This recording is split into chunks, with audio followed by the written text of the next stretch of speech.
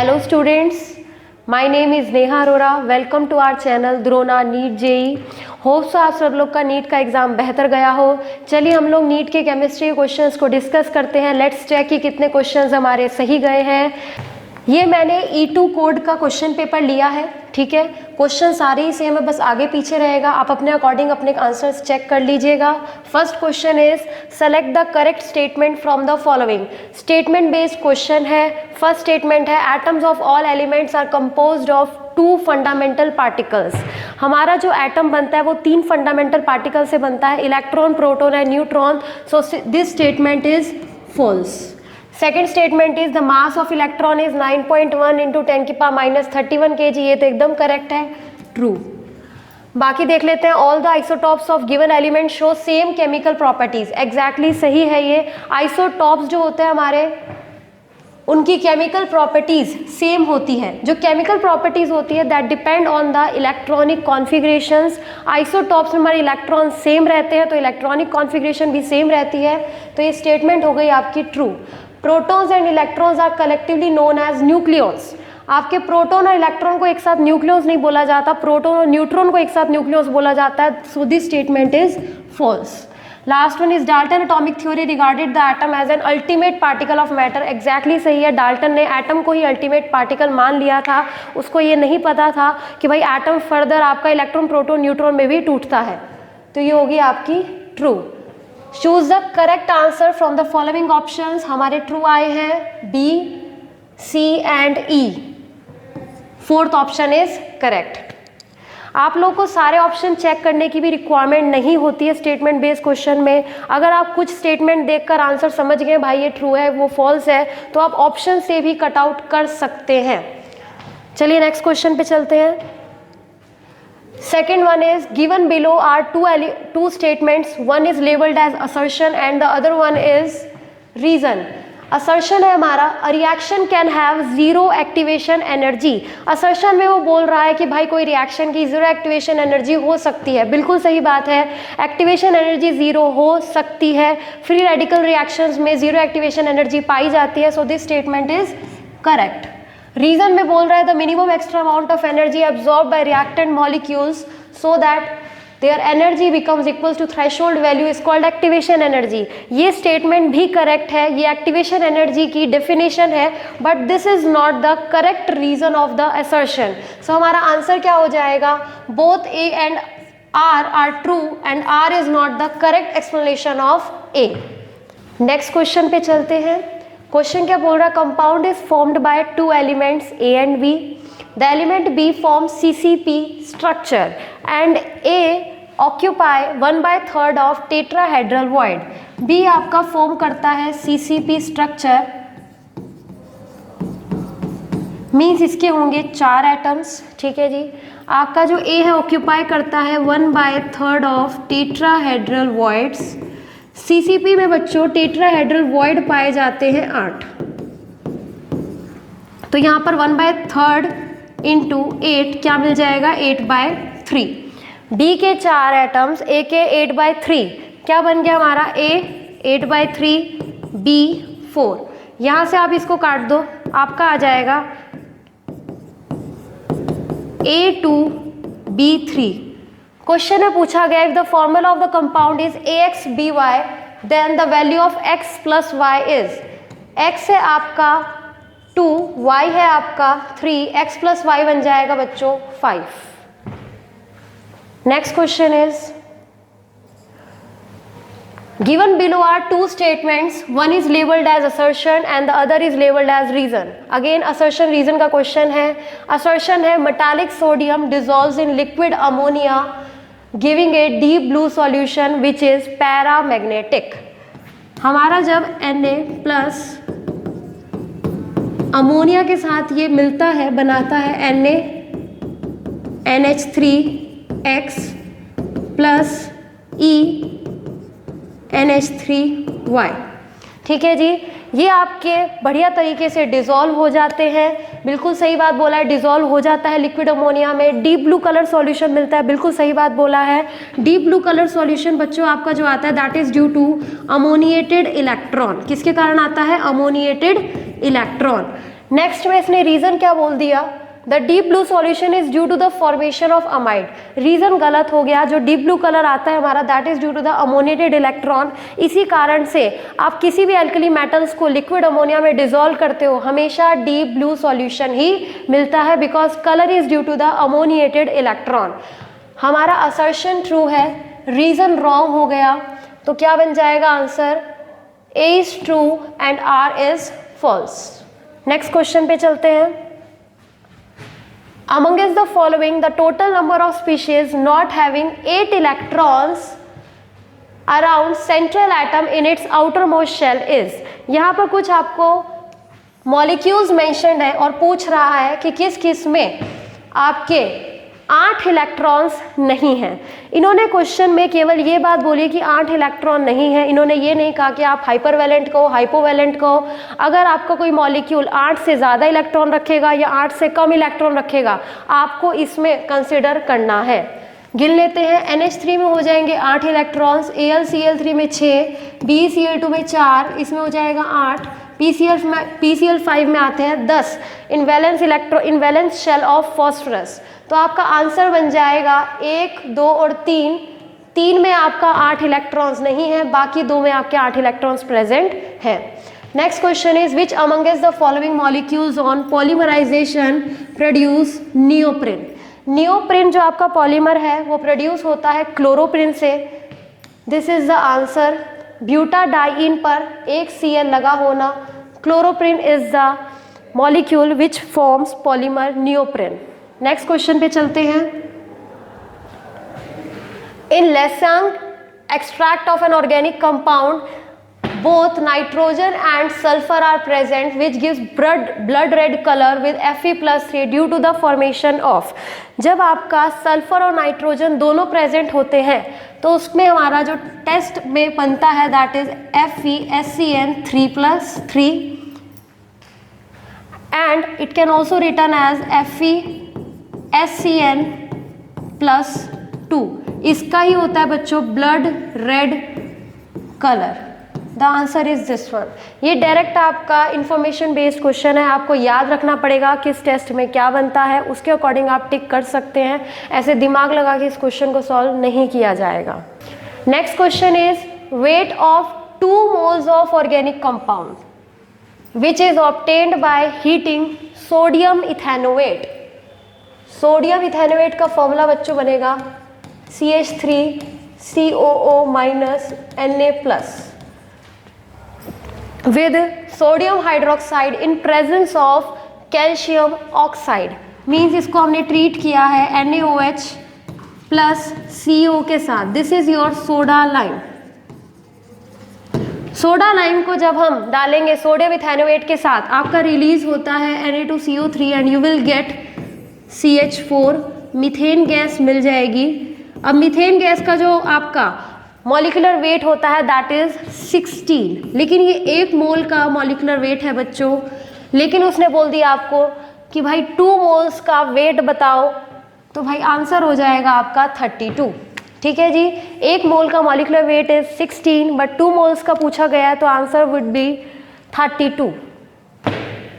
Next question, some tranquilizers are listed below which one from the following belongs to barbiturates। ये क्वेश्चन आपका directly NCERT से उठाया गया है। इसमें आपको सीधा सीधा याद रखना पड़ेगा। आंसर है इसमें Veronal. Veronal is the derivative of barbiturates. The conductivity of centimolar solution of KCl at 25 degree Celsius is this one। ये आपका क्या है कंडक्टिविटी। सेंटीमोलार सॉल्यूशन से बच्चों मतलब होता है, ये आपको कंसंट्रेशन गिवन है दैट इज 1/100 मोलार, जिसको आप 0.01 मोलार भी लिख सकते हैं। आपको कापा क्वेश्चन में गिवन है जो कंडक्टिविटी बोला जाता है 0.021 ohm inverse centimetre inverse and the resistance of the cell containing the solution at 25 degree Celsius is 60 ohm. आगे वो पूछा the value of cell constant is, हमसे पूछा जा रहा है L/A की वैल्यू। एक फॉर्मूला होता है kappa is equals to G into L upon A. यहाँ पर आपको कापा गिवन है, जी हमें डायरेक्टली गिवन नहीं है, but we have a formula G is equals to 1/r। यहाँ पर हम पुट कर देंगे 1/r इंटू एल बाई ए। अभी आपके पास सारी वैल्यूज़ गिवन है, कापा का आंसर है आपके पास, वैल्यू है, आर का वैल्यू है, एल बाई हमें निकालना है 0.021 इंटू 60 करके आपका आ जाएगा G star, that is cell constant, it will come 1.26। Next question is of organic chemistry. बोल रहा है कंप्लीट द फॉलोइंग रिएक्शन। इसमें HCN डाला गया, मिलेगा साइनोहाइड्रिन, ऑलरेडी क्वेश्चन में प्रोवाइडेड है। देन उसको ट्रीट किया गया है कंसनट्रेटेड H2SO4 के साथ इन हीटिंग। यहाँ पर आपका होता क्या है बच्चों, OH का कंसनट्रेटेड H2SO4 हीटिंग की प्रेजेंस में हो जाता है डिहाइड्रेशन, मीन्स आपकी बनेगी एल्कीन। यहाँ पर आपका CN जो होता है वो कन्वर्ट हो जाता है COOH में, ठीक है जी। ये जो आपका OH और ये CN है, इसको हमें कन्वर्ट कर देना है COOH में, और आपका यहाँ से क्या निकल जाएगा, पानी निकल जाएगा और बनेगी alkene. You will get this answer. Next question पे चलते हैं। Homoleptic complex. होमोलैप्टिक कॉम्प्लेक्स सुनते ही आपके दिमाग में आना चाहिए, होमो मतलब सेम।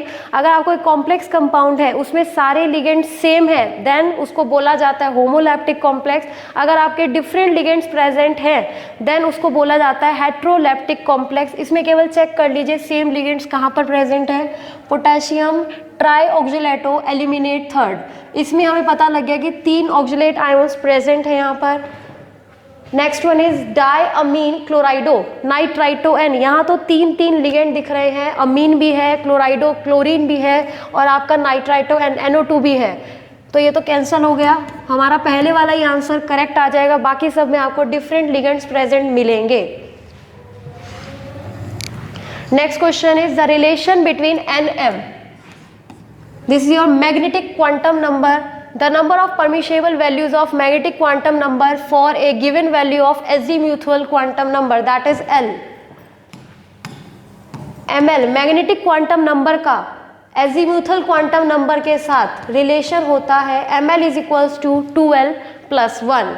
आपको बोला गया कि भाई जो ML है इसको हम NM से डिनोट कर रहे हैं, बिल्कुल सही, ठीक है, कर लीजिए। NM is equals to 2L+1। अब वो पूछ रहा है कि भाई इसका रिलेशन क्या बनेगा, चेक कर लीजिए सारों में।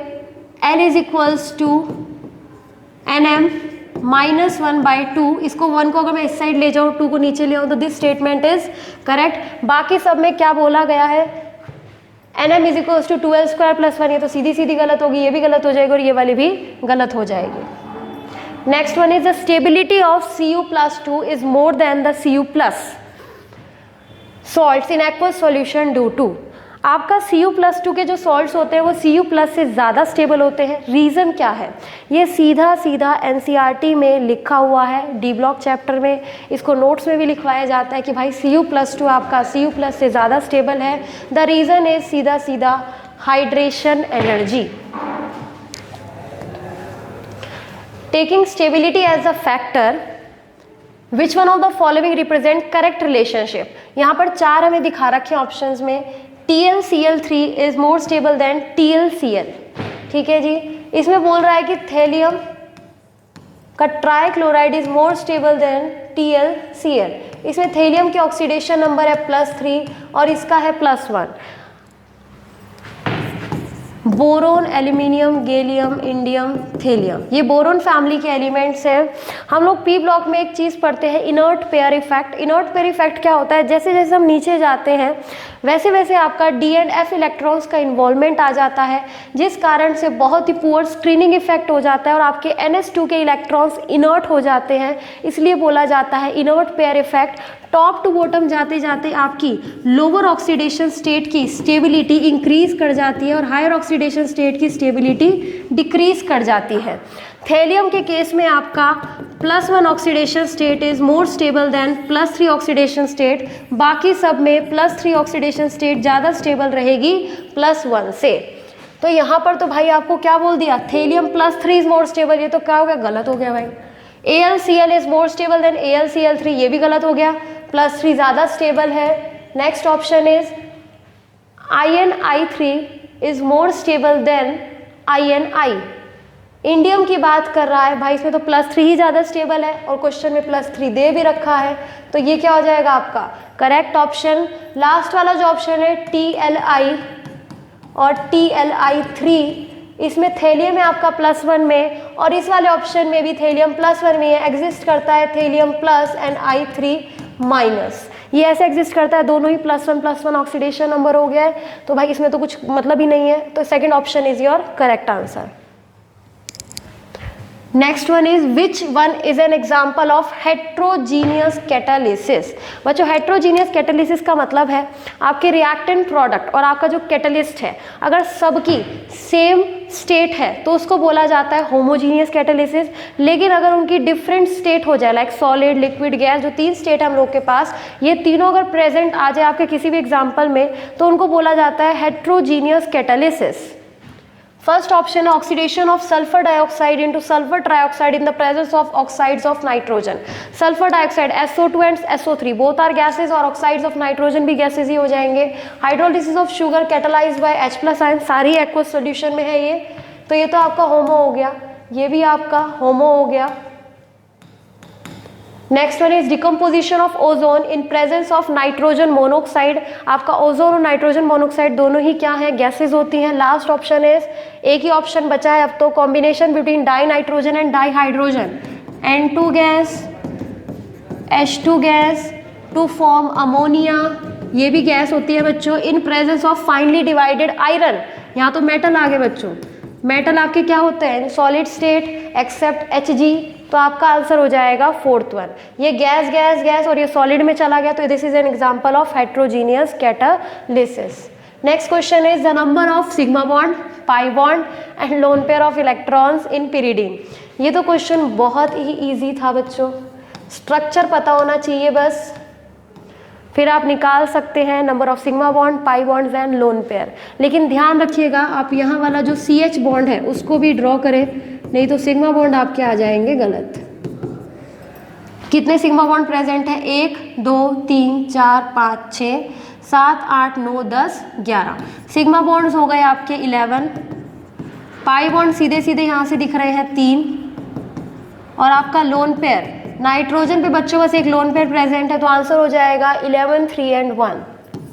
आप इसमें पहले पाई बॉन्ड चेक करके भी आंसर कर सकते थे, पाई बॉन्ड 3 आपको सीधे सीधे सामने से दिख रहे हैं, 2 ऑप्शन तो आपके कट ही जाएंगे, केवल बचा है ये और ये।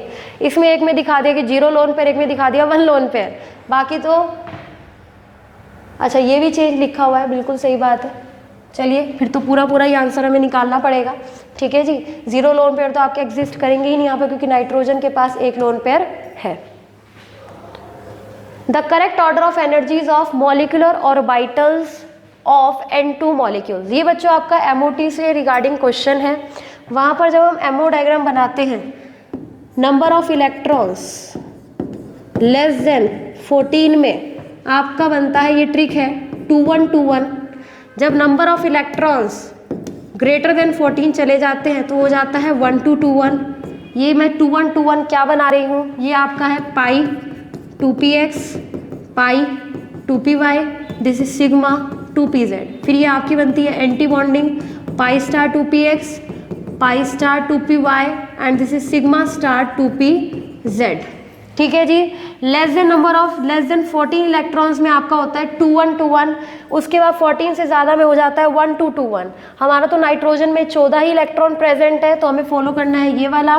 देखिए जरा, sigma 1s sigma star 1s हमेशा एंटी बॉन्डिंग मॉलिक्यूलर ऑर्बिटल की एनर्जी ज़्यादा रहती है बॉन्डिंग से, सिग्मा 1s से ज़्यादा है sigma star 1s, then sigma 2s sigma star 2s, फिर 2 1 2 1। This option is correct.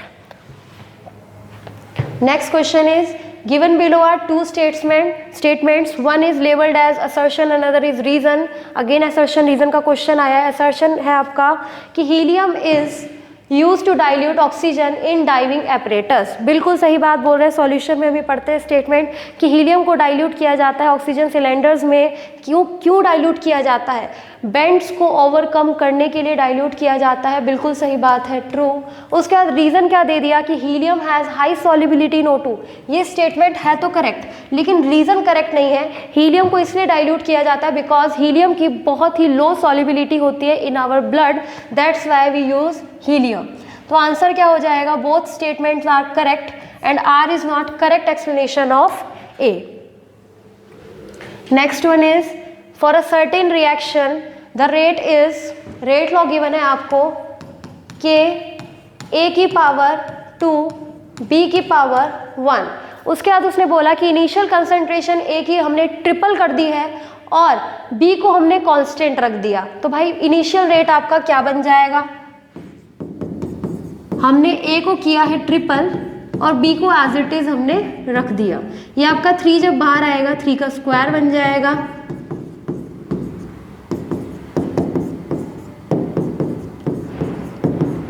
Answer will be rate increases by 9 times. आपका रेट 9 टाइम्स से इंक्रीज कर जाएगा, डिक्रीज बाय फैक्टर ऑफ 9 नहीं भाई, डिक्रीज नहीं, इंक्रीज करेगा, increase by factor of 9। Next question is organic का क्वेश्चन है बच्चों, और ये आपका नेम्ड रिएक्शन है क्लेमेंसन रिडक्शन।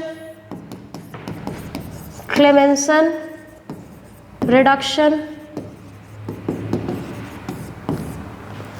इसमें हम यूज करते हैं zinc Hg in presence of concentrated HCl। करता क्या है बच्चों, ये सीधा सीधा आपके CO को कन्वर्ट कर देगा CH2 में। हमें कुछ नहीं करना है, बॉन्ड को तोड़ना है और यहाँ पर HH दे देना है। ऑप्शन चेक कर लीजिए, जिसमें CO को हटा के CH2 लगा दिया गया है वही आपका आंसर है। यहाँ से जब हम हटाएंगे तो क्या बन जाएंगे, इथाइल ग्रुप बन जाएंगे। द ऑप्शन इज 1, ये करेक्ट है आपका। Next question is which of the following reaction will not give primary amine. कौन सा हमें प्राइमरी अमीन नहीं देगा एज द प्रोडक्ट। बच्चों अमीन में डिग्री चेक करने का कैसा रहता है, अगर नाइट्रोजन एक कार्बन से कनेक्टेड है तो उसको बोला जाता है प्राइमरी अमीन। अगर नाइट्रोजन 2 कार्बन से कनेक्टेड है तब बोला जाता है सेकेंडरी अमीन। अगर नाइट्रोजन 3 कार्बन से कनेक्टेड है तब बोला जाता है टर्शरी अमीन। अब चेक कर लेते हैं कौन सा हमें प्राइमरी अमीन नहीं देगा। फर्स्ट ऑप्शन है CH3CONH2 Br2KOH की प्रेजेंस में प्रोडक्ट क्या बनेगा। ये आपकी एक नेम्ड रिएक्शन है, हॉफमैन ब्रोमाइड डिग्रेडेशन रिएक्शन। होता क्या है उसमें, CH3CONH2, सीधा सीधा आपको ये CO यहाँ से भगा देना है और बना देना है आपको CH3NH2। ये तो आपके बच्चों प्राइमरी अमीन हो गई, तो भाई ये तो प्राइमरी अमीन देगा। नेक्स्ट ऑप्शन है CH3CN में हम डालेंगे लिथियम एल्यूमिनियम हाइड्राइड। ठीक है जी, एक रिड्यूसिंग एजेंट है, बहुत बढ़िया रिड्यूसिंग एजेंट, जो कि आपका साइनाइड को कन्वर्ट कर देता है अमीन में CH3CH2NH2। करना क्या है आपको, ये जो आपके 2 बॉन्ड रखे हैं इनको तोड़िए और यहाँ पर HH दे दीजिए। आपका सिंपली निकल के आ जाएगा CH3CH2NH2। यहाँ भी हमें प्राइमरी अमीन मिल रही है। नेक्स्ट ऑप्शन है CH3NC। बच्चों आइसोसाइनाइड पे जब हम डालते हैं आपका लिथियम एल्यूमिनियम हाइड्राइड हमें मिलता है CH3NH CH3। This is your secondary amine.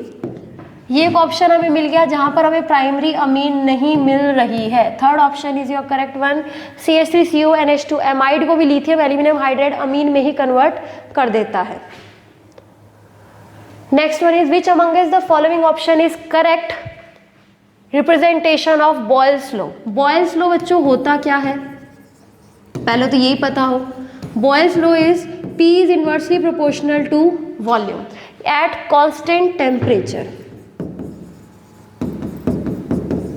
Proportionality का साइन जब हटता है तो भाई ये कांस्टेंट आएगा। P is equals to K 1/V।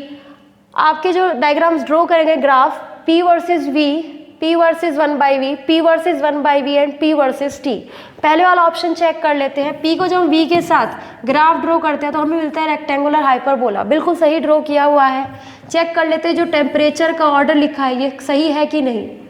हम लोग यहाँ पर इसको कांस्टेंट कर लेते हैं और वॉल्यूम के उसमें लाइन खींच लेते हैं। इस साइड आपका वॉल्यूम इंक्रीज कर रहा है ये आपका T3 है तो ये हो जाएगा V3, V3 ज़्यादा है V2 से, फिर V1। भाई टेम्परेचर आपका डायरेक्टली प्रोपोर्शनल होता है वॉल्यूम के एट कांस्टेंट प्रेशर। ये है आपका चार्ल्स लॉ का स्टेटमेंट। यहाँ देखिए T3 ज़्यादा है T2 से, अच्छा ये उल्टा लिख दिया मैंने, यहाँ पे V1 आएगा, फिर V2 आएगा और फिर ये आएगा V3। तो भाई ये ऑर्डर लिख दिया गलत, नहीं तो ये ग्राफ सही बना हुआ है। Next one is P versus 1/V। हमारी इनर्ट गैस इक्वेशन होती है P is equals to nRT/V। हम अगर देखें nRT इंटू 1/V, टेम्परेचर तो हम कांस्टेंट रखे हैं तो ये दोनों तो आपके कांस्टेंट है ही, तो क्या आ गया आपका, this is like y is equals to mx type equation. Straight line curve आना चाहिए आपका, ये स्ट्रेट लाइन है बिल्कुल सही। चलो आगे चेक करते हैं ऑर्डर टेम्परेचर का। यहाँ पर हम क्या करते हैं 1/V को कर देते हैं कांस्टेंट, 1/V को कर देते हैं कांस्टेंट। प्रेशर पे हम लाइन डाल देते हैं। अगर 1/V आपका कांस्टेंट कर दिया जाए तो P आपका डायरेक्टली प्रोपोर्शनल आ जाएगा T के। देखिए जरा T3 सबसे ज़्यादा तो P3 आपका, फिर P2, फिर P1। P3 सबसे ज़्यादा तो T3 भी सबसे ज़्यादा होना चाहिए, बिल्कुल सही ऑर्डर लिखा हुआ है। This is your correct answer. Next one is P versus 1/V। हमें तो करेक्ट आंसर बच्चों मिल गया है। यहाँ पे इन्होंने ग्राफ ही गलत बना रखा है, स्ट्रेट लाइन करवाना चाहिए। अगेन यहाँ पर तो इसको हम चेक करेंगे जब वी विल गेट, ऐसे लाइन डाल के आप इजीली चेक कर सकते हो ऑर्डर सही है कि नहीं। नेक्स्ट क्वेश्चन पे चलते हैं। Among is the given option which of the following molecules act as Lewis acid. बच्चों लुईस एसिड वो होते हैं जो एक्सेप्ट करते हैं लोन पेयर ऑफ इलेक्ट्रॉन्स को, उनके पास कमी होती है इलेक्ट्रॉन्स की, या फिर उनके पास वैकेंट ऑर्बिटल प्रेजेंट होती है जिसमें कि इलेक्ट्रॉन को एक्सेप्ट कर पाए। यहाँ पर आपका ये 4 ऑप्शन गिवन है। BF3 बहुत जाना पहचाना लुईस एसिड है, से तो देखते ही टिक कर देना चाहिए, बहुत ही इजी क्वेश्चन पूछा गया था लुईस एसिड से regarding. The element expected to form largest ion, सबसे बड़ा आयोन हमें बनाना है to achieve the nearest noble gas configuration. Nearest noble gas configuration बनाने के लिए सारे एलिमेंट अगर आप देखें तो सभी क्या है आपके, ये ऑक्सीजन, नाइट्रोजन। ऑक्सीजन को 2 इलेक्ट्रॉन लेना पड़ेगा 8 इलेक्ट्रॉन करने के लिए, नाइट्रोजन को 3 इलेक्ट्रॉन लेना पड़ेगा, फ्लोरीन को 1 इलेक्ट्रॉन लेना पड़ेगा, और आपका सोडियम को लेना पड़ेगा to achieve nearest noble gas configuration. इसका होता है 1s2 2s2 2p6 3s1। इसमें से 1 इलेक्ट्रॉन निकालो तो इसकी नोबल गैस कॉन्फिगरेशन आ जाती है, तो वी विल गेट Na+। इन सब में अगर आप चेक करें नंबर ऑफ इलेक्ट्रॉन सेम है, इसमें भी 10 इलेक्ट्रॉन आ जाएंगे, 8 और 2 10, इसके 7 और 3 10, इसका 9 और 1 10, और इसका आपका आ जाएगा 10 इलेक्ट्रॉन। सारे ही आइसो इलेक्ट्रॉनिक स्पीशीज हैं। आइसो इलेक्ट्रॉनिक स्पीशीज में आयोनिक रेडियस इन्वर्सली प्रोपोर्शनल होता है Z के, जिसका Z सबसे ज़्यादा उसको आयोनिक रेडियस सबसे कम। आप चेक कर लीजिएगा, आंसर आ जाएगा N-3। जितना ज़्यादा निगेटिव चार्ज आ जाएगा उतना ज़्यादा चार्ज आने पर आयोन का साइज बढ़ता चला जाएगा। Next question is the given compound. इसमें से पूछ रहा है ये किसका एग्जाम्पल है, बेंजाइलिक हैलाइड का है, एलाइलिक हैलाइड का है, एराइल हैलाइड का है, या फिर विनाइल हैलाइड का है। ये आंसर करने के लिए आपको ये पता होना चाहिए कि भाई ये सब हैलाइड्स का स्ट्रक्चर होता क्या है। बेंजाइल हैलाइड उनको बोला जाता है जो बेंजीन से डायरेक्टली कार्बन से कनेक्टेड हो, उसको बोला जाता है बेंजाइलिक हैलाइड। डबल बॉन्ड से डायरेक्टली कनेक्टेड एक्स को बोला जाता है विनाइलिक हैलाइड। ये बेंजाइलिक है, ये विनाइलिक है। डबल बॉन्ड से कनेक्टेड, कार्बन से कनेक्टेड आपका एक्स हो तो इसको बोला जाता है एलाइलिक। और अलाइल होता है आपका जो सीधा सीधा बेंजीन रिंग से कनेक्टेड होते हैं, उनको बोला जाता है अराइल हैलाइड। अब चेक कर लीजिए क्वेश्चन में है क्या, डबल बॉन्ड से कनेक्टेड कार्बन के साथ एक्स लगा है, सो ये एग्जाम्पल हो गया एलाइलिक हैलाइड का। नेक्स्ट वन इज, ये आपका स्टेटमेंट बेस्ड क्वेश्चन है, सीधी सीधी स्टेटमेंट एनसीईआरटी से उठाई गई है बच्चों। बायोमोलिक्यूल्स का क्वेश्चन है ये। A unit formed by the attachment of a base to 1' position of sugar is known as nucleoside. बिल्कुल सही स्टेटमेंट है ये। व्हेन स्टेटमेंट 2 बोल रहा है when nucleoside is linked to phosphorous acid. यहाँ पर जो इसने फॉस्फोरस एसिड लिख दिया यहाँ पर फॉस्फोरिक एसिड होता है बच्चों, फॉस्फोरस नहीं। जिन बच्चों ने ध्यान नहीं दिया होगा उन्होंने इसको भी ट्रू बना दिया होगा, बिकॉज यहीं पर गलती है केवल आपकी। तो आपका आंसर क्या हो जाएगा, statement 1 is true but statement 2 is false. गलती कहाँ पर है, फॉस्फोरस एसिड लिखा हुआ है, होना चाहिए था फॉस्फोरिक एसिड। बायो वाले बच्चों आप लोग को इसमें जानकारी है बायोमॉलिक्यूल से रिगार्डिंग, बायो में भी पढ़ते हो, केमिस्ट्री में भी पढ़ते हो। Next one is intermolecular forces are force of attraction and repulsion. Intermolecular सोचते दिमाग में आना चाहिए दो मॉलिक्यूल्स के बीच का अट्रैक्शन या फिर रिपल्शन। दैट विल इंक्लूड कौन कौन सी इंटरमॉलिक्यूलर फोर्सेज होती है, डाइपोल फोर्सेज है, dipole induced forces intermolecular forces ही होती है। हाइड्रोजन बॉन्डिंग स्पेशल केस है वैन डर वाल्स फोर्सेज का।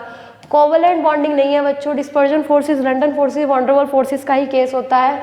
तो आंसर आपका क्या रहेगा, डी इंक्लूड नहीं होना चाहिए, बाकी सब आ जाएंगे आंसर में, A B C and E. Next one is which of the following statement are not correct.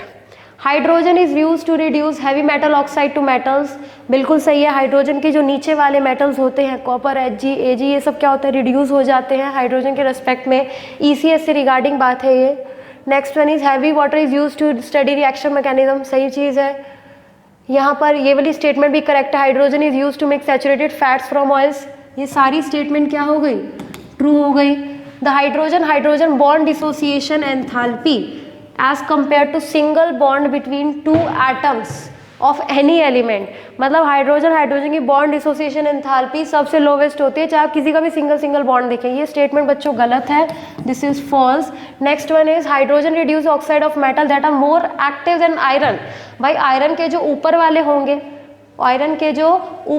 होंगे वो रिड्यूस करेंगे, ठीक है, हाइड्रोजन थोड़े ही रिड्यूस करेगा उनका रिड्यूसिंग पावर ज़्यादा हो जाता है। तो ये स्टेटमेंट हो गई आपकी फॉल्स। तो हमारी दो स्टेटमेंट फॉल्स है, नॉट करेक्ट ही पूछ रहा है, तो डी एंड ई आंसर हो जाएगा। Next one is which of the following statement is correct. ये बच्चों स्टेटमेंट बेस्ड क्वेश्चन है, ठीक है जी।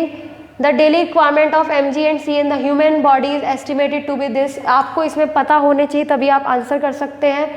इंफॉर्मेशन बेस्ड क्वेश्चन है। All enzyme that utilize ATP in phosphate transfer require calcium नहीं बच्चों, यहाँ पर मैग्नीशियम होता है। और जी bone in human body is an inert and unchange substance, बिल्कुल भाई चेंज होता है, इनर्ट नहीं होता है, ऐसे फॉल्स हो गया, ये भी फॉल्स है। इसमें Mg की जगह होना चाहिए था calcium plays important role in this, तो ये भी फॉल्स हो गया।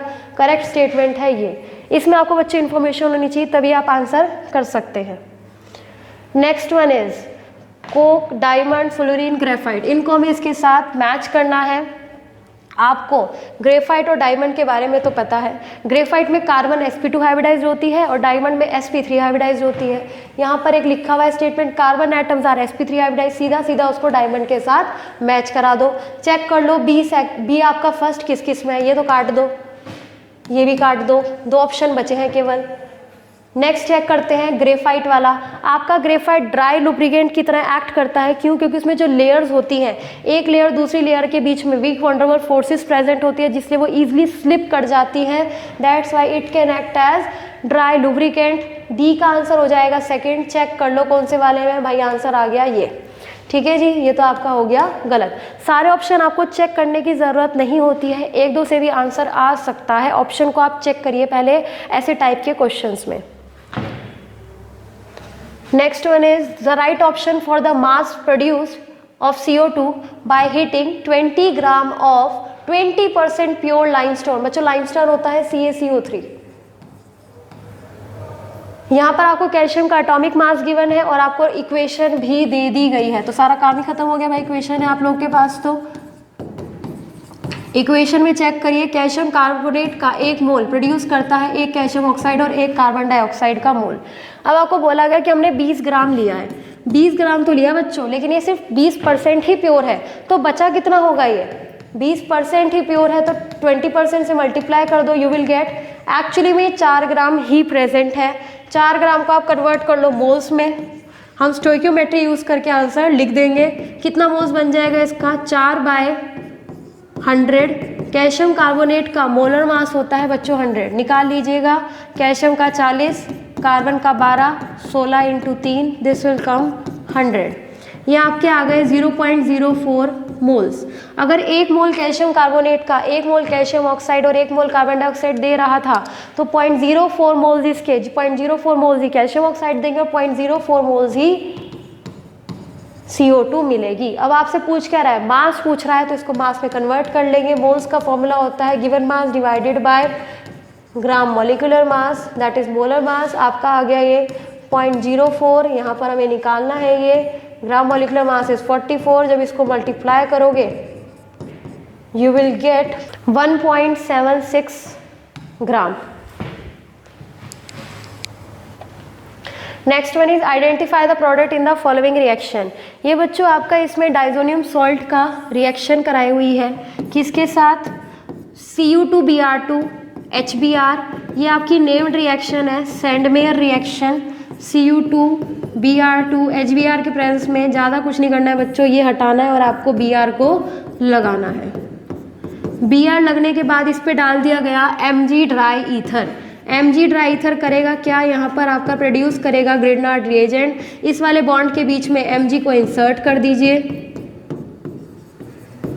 ये वाली कार्बन बन जाएगी नेगेटिवली चार्ज। फर्दर इसकी रिएक्शन करवाई है वाटर के साथ बच्चों, वाटर के साथ रिएक्शन करके यहाँ पर लग जाएगा आपका बेंजीन, बेंजीन बन जाएगा। रीज़न इज आपका ग्रिग्नार्ड रिएजेंट को अगर आप एसिडिक प्रोटॉन प्रोवाइड करोगे तो वो एक्ट करता है बेस की तरह, अगर उसको इलेक्ट्रोफिलिक सेंटर प्रोवाइड किया जाता है तो वो एक्ट करता है न्यूक्लियोफाइल की तरह। यहाँ पर हमने वाटर को देकर एसिडिक प्रोटॉन दे दिया है तो कन्वर्ट हो गया ये आपका बेंजीन में। The answer is this one. Next one is given below are two statement, one is labeled as assertion and the second one is reason। assertion क्या है बच्चों, in equation delta G is equals to minus का NFE cell, आपका delta G depend करता है N पे। ठीक है भाई, ये इक्वेशन तो है हमारे पास, डेल्टा जी एन पे डिपेंड भी करता है। रीजन बोल रहा है E cell is intensive property and delta G is extensive property.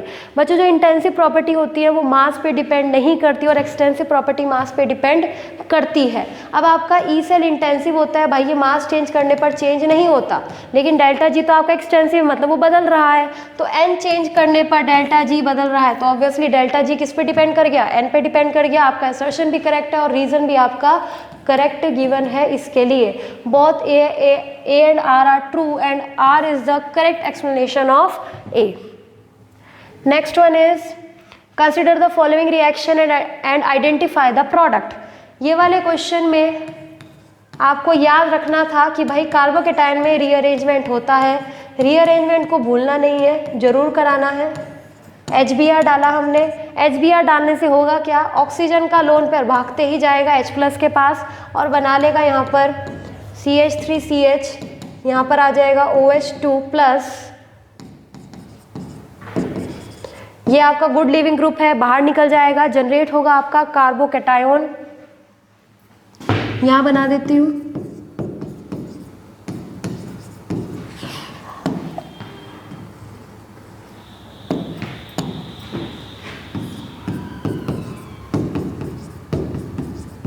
ये कार्बोकेटायन जनरेट हुआ है। अब कार्बोकेटायन के बराबर में हम चेक करेंगे कि इसमें रीअरेंजमेंट पॉसिबल है कि नहीं। बच्चों जब भी कार्बोकेटायन बनता है हमेशा ध्यान रखें रीअरेंजमेंट का, इसके जस्ट बगल में हाइड्रोजन भी है और आपका Me भी है। आपका हाइड्रोजन का जब हम शिफ्टिंग कराते हैं तो हमें स्टेबल कार्बोकेटायन मिलता है। हाइड्रोजन और CH3 में हाइड्रोजन की प्रायोरिटी ज़्यादा रहती है इन कंपैरिजन टू Me। यहाँ पर आपका कार्बोकेटायन बन जाएगा आफ्टर रीअरेंजमेंट दिस वन। अब इस पे आके Br- अटैक करेगा और आपका मिल जाएगा प्रोडक्ट। क्या बनेगा बच्चों, this one, this will be your product. Next one is consider the following compounds और हमें बताना है number of compound species that follows हकल rule. ये इन शॉर्ट आपसे पूछना क्या जा रहा है कि भाई कौन कौन सी स्पीशीज आपकी एरोमेटिक है, वो चेक करके आपको आंसर लिख देना है। हकल्स रूल है क्या बच्चों, 4n+2 पाई इलेक्ट्रॉन्स प्रेजेंट होने चाहिए, वो ओबे करते हैं आपके हकल्स रूल को। फर्स्ट वाला ऑप्शन देखिए, यहाँ पर ओबे करेगा, बेंजीन आ रही है भाई 2-2 और आपके कितने 10 पाई इलेक्ट्रॉन्स हैं। यहाँ पर आपके कितने हैं 6 पाई इलेक्ट्रॉन्स हैं, बिल्कुल ओबे करेगा, ये भी ओबे करेगा, ये भी, और इसमें आपके आ रहे हैं 4 पाई इलेक्ट्रॉन्स। बच्चों ये एरोमेटिक नहीं, ये बन गया है एंटी एरोमेटिक। एंटी एरोमेटिक और एरोमेटिक में केवल एक ही कंडीशन का अंतर रह जाता है, एरोमेटिक में 4n+2 पाई इलेक्ट्रॉन्स होते हैं, एंटी एरोमेटिक में होते हैं आपके 4n पाई इलेक्ट्रॉन्स। यहाँ पर आपके 4n पाई इलेक्ट्रॉन्स आ गए, तो ये तो भाई आंसर नहीं है। यहाँ वाला चेक करिए अगेन, 4n पाई इलेक्ट्रॉन्स, ये भी नहीं होगा। This is your 2 pi electrons, ये हो जाएगा। ये बच्चों देखने में हमें लग तो रहा है कि भाई 2 2 4 5 6 एंटी एरोमेटिक लग रहा है, बट आपकी इन्फॉर्मेशन के लिए बता देती हूँ ये होता है नॉन एरोमेटिक, इसका टब शेप स्ट्रक्चर होता है, तो ये हो जाता है बच्चों आपका नॉन एरोमेटिक। हमारा भाई एरोमेटिक में तो है ही नहीं, काट दो। नेक्स्ट वन दिस एंथ्रासीन, ये भी आपका एरोमेटिक होता है, 4n+2 पाई इलेक्ट्रॉन फॉलो करता है। ये कितने आंसर बन गए, 1 2 3 एंड 4, आंसर इज 4। आगे चलते हैं। Identify the major product obtained in the following reaction. यहाँ पर जो बच्चे रिएजेंट डाला है that is your Tollens reagent. Tollens reagent करता क्या है, आपके एल्डिहाइड को कन्वर्ट कर देता है कार्बोक्सिलेट आयन में। चेक कर लीजिए, ये आपका एल्डिहाइड ग्रुप है, ये आपका कीटोन है, कीटोन पे कोई अफेक्ट नहीं पड़ता टॉलेंस रिएजेंट का। टॉलेंस रिएजेंट एक वीक ऑक्सीडाइजिंग एजेंट होता है। चेक कर लीजिए यहाँ पर आपका ये तो एज इट इज़ रहना चाहिए, ठीक है जी। यहाँ पे कार्बोक्सिलेट आयन बन गया, बिल्कुल सही, Cu- हमारा आ जाएगा। चलते हैं नेक्स्ट क्वेश्चन पे। स्टेटमेंट बेस्ड क्वेश्चन है। Which of the following statements are incorrect, all the transition metal except scandium form MO oxide which are ionic. बिल्कुल सही स्टेटमेंट है। ट्रांजिशन मेटल्स में आपका जो ये 3D के मेटल्स होते हैं हमारे, इसमें ये +3 ऑक्सीडेशन स्टेट में स्टेबल होता है, स्कैंडियम +2 में नहीं होता। ये होगी आपकी statement true. The highest oxidation number corresponding to the group number in transition metal oxide is attained in scandium 2O3 to manganese Mn2O7। जो आपका स्कैंडियम से लेके मैंगनीज तक है बच्चों, इसमें हाईएस्ट ऑक्सीडेशन नंबर इनके ग्रुप नंबर के ही इक्वल आता है, ये स्टेटमेंट भी ट्रू है। Basic character increases from V2O3 to V2O4 to V2O5। बच्चों एक रूल है हमारा कि जैसे जैसे ऑक्सीडेशन नंबर बढ़ता है वैसे वैसे एसिडिक करेक्टर इंक्रीज करता है और बेसिक करेक्टर आपका डिक्रीज करता है। इनके हम ऑक्सीडेशन नंबर निकाल लेते हैं, उससे हमें आंसर मिल जाएगा। इसमें वैनेडियम का है +3 ऑक्सीडेशन नंबर, इसमें +4, इसमें +5। इस साइड जाने पर इसका एसिडिक करेक्टर इंक्रीज करेगा बच्चों और बेसिक करेक्टर डिक्रीज करेगा। स्टेटमेंट में बोल दिया कि बेसिक करेक्टर इंक्रीजेज, यहाँ पर होना चाहिए था डिक्रीजेज, तो दिस स्टेटमेंट इज फॉल्स। आपकी third statement false and incorrect option ही पूछ रखे हैं। ये वाला तो कट गया, ये वाला भी हमारा कट गया, ये वाला आइदर ये वाला, इन दोनों में से कोई एक आंसर होगा। लास्ट स्टेटमेंट चेक करिए, CrO is basic but Cr2O3 is amphoteric.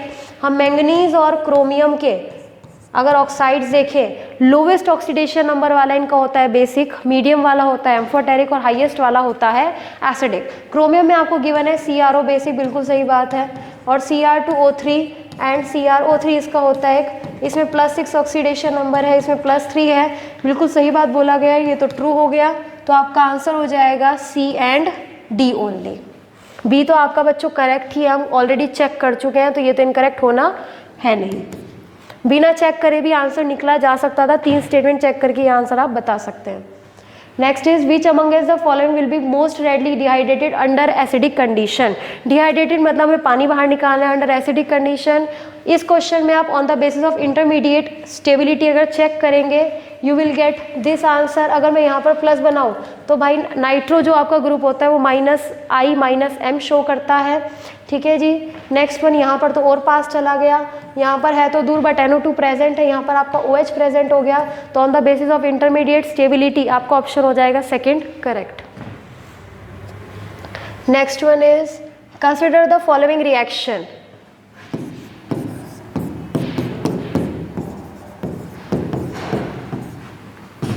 इसमें हम HI का अटैक करवा रहे हैं। होगा क्या बच्चों, सबसे पहले तो ऑक्सीजन का लोन पेयर भागता हुआ जाएगा H+ को लेने और बना लेगा दिस, O पे H लग जाएगा, यहाँ पर आ जाएगा प्लस और ये आपकी रिंग जुड़ी हुई है।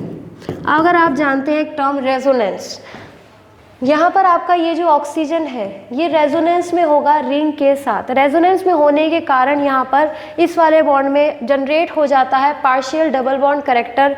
सो ये वाला बॉन्ड हमारा नहीं टूटता है। जब I माइनस आएगा बच्चों तो वो अटैक करेगा इस कार्बन पर और ये बॉन्ड टूटेगा, ये वाला बॉन्ड नहीं टूटेगा बिकॉज यहाँ पर पार्शियल डबल बॉन्ड करेक्टर आ गया है। आंसर आ जाएगा आपका this one, third one is the answer. B हो गया आपका phenol and this is your CH2I लग गया है बेंजीन पर। Next one is the reaction that does not take place in a blast furnace between 900 kelvin to 1500 kelvin. ये बच्चों totally information based question है। इसमें आपको सीधा सीधा ध्यान होना चाहिए कि भाई आपकी जो ये Fe2O3 वाली रिएक्शन है ये 500 से 800 केल्विन में होती है, ये वाली आपकी 900 से 1500 केल्विन में नहीं होती, बाकी तीनों होती हैं। तो आंसर आ जाएगा सीधा सीधा ये वाला। ये आपको याद रखना पड़ेगा बच्चों इसमें तो, ठीक है जी। नेक्स्ट क्वेश्चन देखते हैं। Which amongst the following option is the correct relation between change in enthalpy and change in internal energy.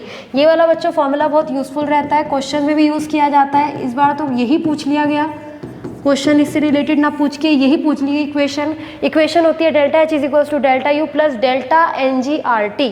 आपका ऑप्शन हो जाएगा second correct. Next one is on balancing the given redox reaction the coefficient A, B and C R। इस वाली equation को हमें balance करके इनके coefficients बताने हैं। अगर हम देखें Cr2O7 2 minus SO3 2 minus H plus gives Cr plus 3 plus SO4 2 minus plus H2O। इसमें अगर आप छोटी सी चीज़ चेक कर ले तो भी आंसर निकला जा सकता है। पूरी रिएक्शन हमें बैलेंस करने की ज़रूरत नहीं है। यहाँ पर क्रोमियम का ऑक्सीडेशन नंबर आता है +6, यहाँ पर है +3, यहाँ पर आपका चला जाएगा n factor that is 3 into number of atom है 2 तो 6 आ जाएगा। यहाँ पर बच्चों चला जाएगा, ये आपका है 3 दूनी 6, 6 में 2 गए बच्चे 4 और यहाँ पर है 6 में तो यहाँ पर आ जाएगा 2 इंटू 1 2। हमें ये इलेक्ट्रॉन्स इन्वॉल्व हुए हैं उनको सेम बनाना पड़ता है। ये 6 है, ये 2 है, भाई इसको 3 से मल्टीप्लाई कर दो तो ये भी आपका 6 बन जाएगा। मतलब हमें इसे 3 से मल्टीप्लाई करना और यहाँ तो आपका सेम ही रहेगा, ठीक है जी। ये तो 1 ही रहेगा आपका। A, B और C पूछा जा रहा है बस। A में तो 1 रहना है, ये ऑप्शन तो सीधे सीधे कट गए। A में तो 1 रहना है। नेक्स्ट वन B में मैंने अभी आपको बताया कि 3 से मल्टीप्लाई करना है तो भाई आंसर हो जाएगा ये वाला। आप पूरी इक्वेशन भी बैलेंस कर सकते हैं लेकिन अपना टाइम बचाने के लिए एग्जाम में आप ऐसे जा सकते हैं। एसिडिक मीडियम में जब रिएक्शन को हम बैलेंस करते हैं तो फर्स्टली चेक किया जाता है कि सब एटम्स का ऑक्सीडेशन नंबर क्या है, किसके ऑक्सीडेशन नंबर में चेंज आ रहा है, उसका इन्फेक्टर निकाला जाता है, फिर उनके नंबर ऑफ इलेक्ट्रॉन्स इन्वॉल्व को सेम बनाया जाता है, ठीक है जी। फिर उसके बाद हम ऑक्सीजन को बैलेंस करते हैं। जिस साइड आपका ऑक्सीजन डेफिशिएंट जगह है वहाँ पर आप H2 ऐड कर देते हैं, उसके अपोजिट साइड पर आप H प्लस ऐड करते हैं। Next question is what fraction of one edge centered octahedral void lies in unit cell of FCC। बच्चों FCC में आपका जो octahedral void होता है वो लाई करता है edge center पर और ये हमसे पूछ रहा है what fraction of one edge centered octahedral void lies in one unit cell of FCC। भाई आपका एक यूनिट सेल में octahedral void का कितना फ्रैक्शन आ रहा है ये पूछ रहा है क्वेश्चन में। अगर हम देखें ये दीवार इससे जुड़ी हुई है, इससे जुड़ी हुई है, ऊपर जुड़ेगी और नीचे जुड़ेगी, ठीक है जी। आगे पीछे इस साइड लेफ्ट राइट, तो आपका इसका फ्रैक्शन कितना चला जाएगा एक जगह पर 1/4 चला जाता है बच्चों। एक जगह पर कितना आ जाता है 1/4। Next one is given below 2 statement nutrient deficient water bodies led to eutrophication. यहाँ पर इन्होंने बोल दिया nutrient deficient, actually nutrient abundant water bodies में यूट्रोफिकेशन होता है। सेकंड स्टेटमेंट इज ये फॉल्स होगी बच्चों, यहाँ पर डेफिशिएंट नहीं अबंडेंट होना चाहिए था। Eutrophication leads to decrease in level of oxygen in the water bodies, ये स्टेटमेंट करेक्ट है। Statement 1 is true, statement 1 is sorry false and statement 2 is true. तो क्या आंसर हो जाएगा हमारा statement 1 is false and statement 2 is true. Next question is the equilibrium concentration of the species in the reaction A plus B gives C plus D। हमें इनकी equilibrium concentration given है respectively at 300 Kelvin। हमसे पूछ रहा है delta G not. आपको equation में equilibrium concentration देने का मतलब क्या है बच्चों, इसमें आपको निकालना है के इक्विलिब्रियम। क्या होता है के इक्विलिब्रियम? प्रोडक्ट की कंसंट्रेशन, उनकी पावर में उनके स्टोइशियोमेट्रिक कोफिशिएंट, रिएक्टेंट की कंसंट्रेशन, उनकी पावर में उनके स्टोइशियोमेट्रिक कोएफिशिएंट। आपको यहाँ पर इक्विलिब्रियम कंसंट्रेशन ऑलरेडी गिवन है, ज़्यादा काम करना ही नहीं हम लोग को। तो ये बन जाएगा आपका, नीचे आएगा 2 × 3, ऊपर आएगा 10 × 6। वैल्यूज़ सही से पुट करें, जल्दबाजी में गलत वैल्यूज़ पुट ना करें भाई। क्वेश्चन बहुत ईजी क्वेश्चन है, कैलकुलेशन मिस्टेक कर सकता है बस कोई। ये आ गया आपका 10। नेक्स्ट वन, आपको एक फॉर्मूला याद रखना पड़ेगा इस क्वेश्चन को सॉल्व करने के लिए। Delta G not is equals to minus का आर टी लॉन के। यहाँ पर अगर मैं लॉन को लॉग में कन्वर्ट कर दूँ तो आ जाएगा -2.3 आर टी लॉग के। लॉग 10 आर का वैल्यू बच्चों पुट किया जाएगा, कैलोरी में आंसर है तो आर का पुट किया जाएगा 2 वैल्यू, और आपको टेम्परेचर गिवन है 300 केल्विन। लॉग 10 बच्चों हो जाता है 1। आप जब सब इसकी कैलकुलेशन करोगे यू विल गेट आंसर 1381.80। ये आ जाएगा आपका आंसर, कैलकुलेशन कर लीजिएगा। Which complex compound is most stable? पूछ रहे हैं इन चारों में से कौन सा कॉम्प्लेक्स कंपाउंड हमारा सबसे ज़्यादा स्टेबल होगा। आप चेक कर लीजिए, यहाँ पर NH3, H2 और Br 3 लिगेंड्स प्रेजेंट है जो कि सारे क्या है, मोनोडेंडेट हैं। उसके बाद NH3NO3 ये भी आपका चला जाएगा मोनोडेंडेट में। यहाँ पर Cl और En प्रेजेंट है बच्चों। जो En होता है बाइडेंडेंट होता है, ये आपका चिलेशन कर सकता है, और चिलेशन के कारण स्टेबिलिटी कर जाती है इंक्रीज। दैट्स वाई हमारा आंसर हो जाएगा 3rd वन। इसमें अगेन आप चेक करेंगे तो अमीन जो है आपका मोनोडेंडेट लिगेंड होता है, ये चिलेशन नहीं करते। Next one is oxo acids of sulphur से रिलेटेड क्वेश्चन है। अगर इसमें किसी को सारे स्ट्रक्चर नहीं भी पता है तब भी ये क्वेश्चन हो जाएगा। सल्फ्यूरिक एसिड तो सबको ही पता रहता है कि H2SO4 होता है, और यहाँ पर बच्चों पर लगा हुआ है। पर का मतलब यहाँ पे पर ऑक्सी लिंकेज प्रेजेंट होगी। पर ऑक्सी लिंकेज क्या होती है? जब आपका ओ लिंकेज प्रेजेंट हो और ऑक्सीजन पे -1 और -1 चार्ज हो तो उसको बोला जाता है पर ऑक्सी लिंकेज। यहाँ पर ऑप्शन में मुझे एक पर ऑक्सी लिंकेज दिख रही है, तो सीधा सीधा ए का आंसर तो क्या हो जाएगा, 3rd हो जाएगा। ए का आंसर चेक कर लो, 3rd किस किस में? ये ऑप्शन दोनों ऐसे ही कट गए, इसमें से कोई आंसर होगा। आपका सल्फ्यूरस एसिड होता है H2SO3। जब भी आप ऑक्सो एसिड्स ऑफ सल्फर के स्ट्रक्चर बनाते हैं तो सबसे पहला स्टेप रहता है कि आप SOH बॉन्ड बनाओ, उसके बाद बचे हुए ऑक्सीजन को डबल बॉन्ड O बना दो, और कुछ तो बचा ही नहीं यहाँ पर। तो 2 OH है और 1 SO बॉन्ड है, चेक कर लीजिए डी का, 2 SOH एंड 1 SO। डी का आ रहा है बच्चों सेकेंड वाला, डी का मैच कर रहा है सेकंड वाला, ये वाला ऑप्शन हो गया हमारा करेक्ट। ठीक है जी, ऐसे ही आप सल्फ्यूरिक एसिड और इसका निकाल सकते हैं। पायरो सल्फ्यूरिक एसिड का फॉर्मूला होता है H2H2O7 और उसका होता है H2H2O8 परऑक्सो डाइसल्फ्यूरिक एसिड का। Pumice stone is an example of, ये बच्चों जो प्यूमिस स्टोन ये आपका उठाया गया है सरफेस केमिस्ट्री का जो एक टेबल है कोलाइड्स वाले में, वहाँ से क्वेश्चन उठाया गया है एग्जाम्पल में से। प्यूमिस स्टोन बच्चों एग्जाम्पल होता है गैस इन सॉलिड का, गैस इन सॉलिड। सॉलिड यहाँ पर है आपका डिस्पर्जन मीडियम एंड आपका गैस है डिस्पर्जन फेस, तो ये एग्जाम्पल है बच्चों सॉलिड सोल का।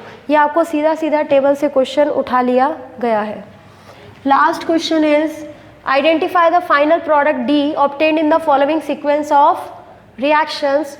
फर्स्ट रिएक्शन क्या है बच्चों, CH3 CHO में डाल दिया गया है लिथियम एल्यूमिनियम हाइड्राइड। करता क्या है बच्चों, ये रिड्यूसिंग एजेंट है, क्या कर देगा, इसको रिड्यूस करा देगा अल्कोहल में, CH3 CH2OH बन जाएगा। इस पर फर्दर डाला गया है H2SO4 इन हीटिंग, यहाँ पर होगा बच्चों डिहाइड्रेशन, बन जाती है alkene CH2 double bond CH2। Then further किया गया है इसमें HBr डाला गया, HBr क्या करा देगा, एडिशन करा देगा, एक जगह H जोड़ दो एक जगह Br जोड़ दो, यहाँ तो सिमेट्रिकल एल्कीन है, कुछ ज़्यादा सोचना ही नहीं है। नेक्स्ट वन इज दिया गया है आपको this one and Na try ether, ये बच्चों आपकी नेम्ड रिएक्शन है वुड्स फिटिग रिएक्शन। वुड्स फिटिग रिएक्शन में होता क्या है, एक एल्काइल हैलाइड होता है एक एराइल हैलाइड होता है, दोनों में से आप क्या करते हैं, बी आर निकाल देते हैं, यहाँ से 2 Na आएंगे, इन 2 Br को लेकर चले जाएंगे और ये दोनों साथ में जुड़ जाएगा, आपका बन जाएगा ऐसे। Answer 1 is correct. Thank you so much students देखने के लिए सेशन। होप सो आप सब लोग के क्वेश्चंस अच्छे गए हो, एग्ज़ाम अच्छा गया हो। All the very best for the result. Thank you so much.